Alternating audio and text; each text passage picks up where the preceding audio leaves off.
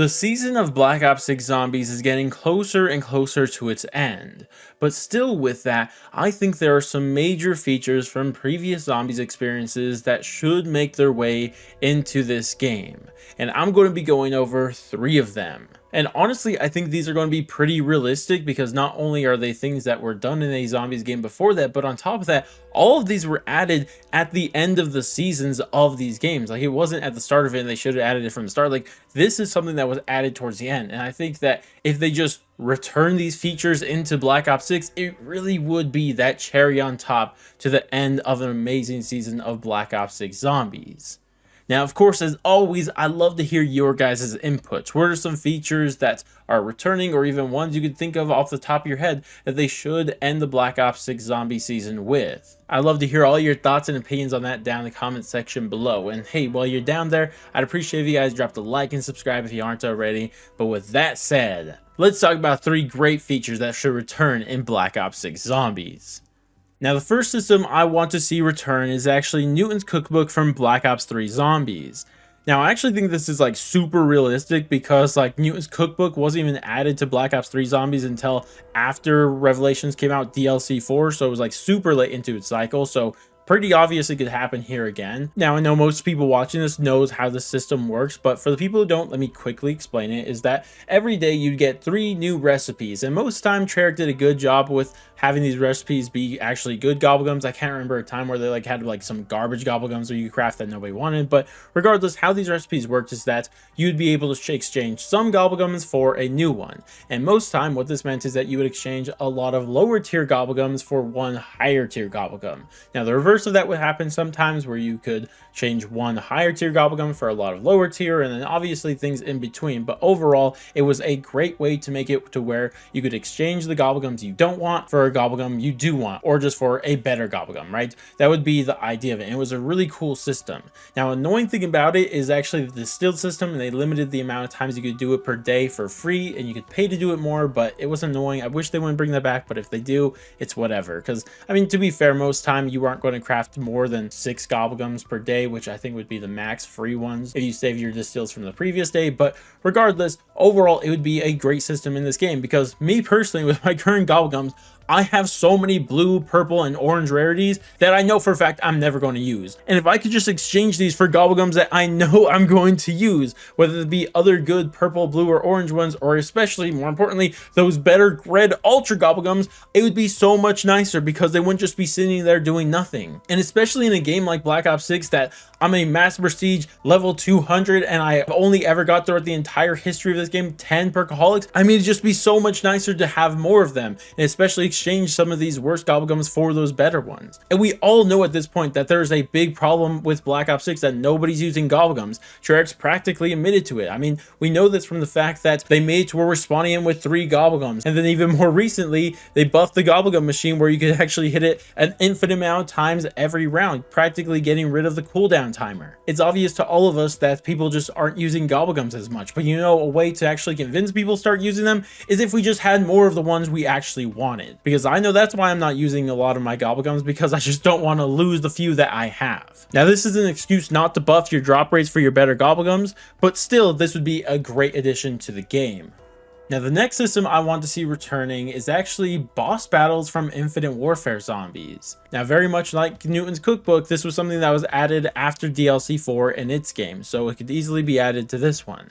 And for the people who don't know how it works, let me quickly go over it. So when you would select a mode, instead of just selecting like standard round based, you would select boss battles. And here you would select the boss from any of the maps that came out. And then what you would do is after you selected your boss, they would spawn you into a room where you could choose your loadout. You could choose any guns that are fully pack punched and as much perks. Now, you were limited by the amount of points you had, and obviously with this game in Black Ops 6, they would have to do that again, I would imagine. But regardless, you'd mainly be able to get a good enough loadout to take these bosses on. But once you chose your loadout, then you would actually spawn into the boss fight and you could start fighting the boss without having to do the Easter egg at all. And I think this system would be absolutely perfect for Black Ops 6 Zombies. I mean, think about this game. This is the king of boss fights. Like, you look at all the other zombies games, like, you don't top what we've been getting here. And imagine how fun it would be for so many people to just jump in the game and just play the boss right away. Now, I know personally, I probably won't use this game mode as much as a lot of other people because I actually like the main Easter egg part of Easter eggs, not just the boss fights.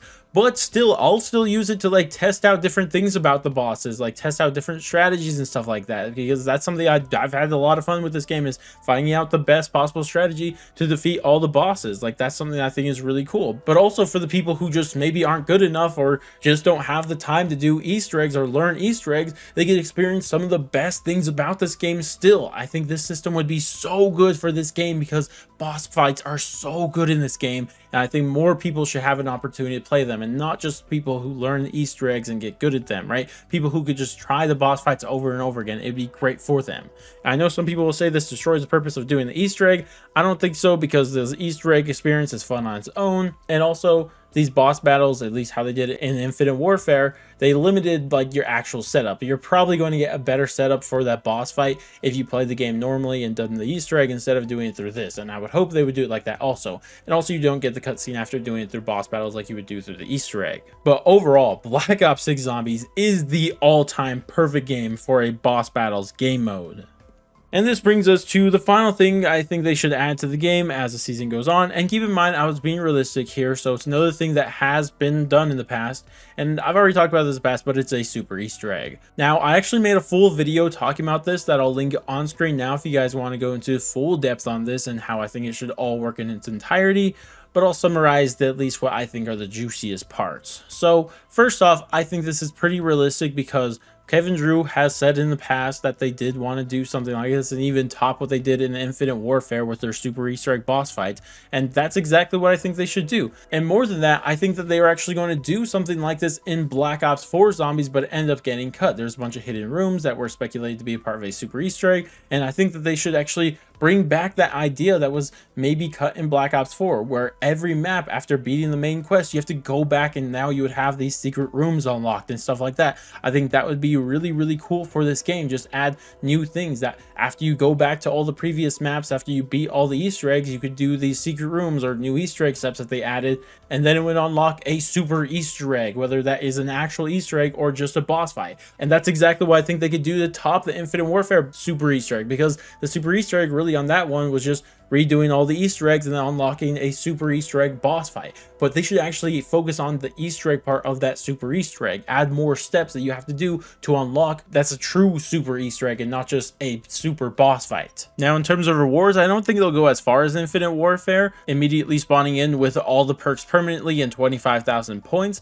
But one thing they should take from that is the mystery box buff, that all the guns from the mystery box are now pack-a-punched, and also wonder weapons that weren't in the mystery box are now in the mystery box. But in this game it'd be slightly different because there's pack-punch tiers, but maybe it's just pack-punch tier 1 right as you get it from the box, but it's also guaranteed higher rarity too, like purple or gold. No more blue or green in the box. Maybe apply that to wall buys too, or in terms of perks. Maybe you don't spawn in with them, but when you buy them, maybe they're permanent. Or what I'd honestly like more is if they just made perks not nearly as expensive to get because they could get super expensive. Or more importantly, what if Pack Punch wasn't nearly as expensive? It costs 50,000 points to fully Pack Punch a gun in this game. Like, maybe some permanent rewards to make things cheaper. Things like that. There's a lot of really cool things they could do for permanent rewards that they really should consider. But like I said, if you want more of my thoughts on this, then I have the full video that I linked earlier.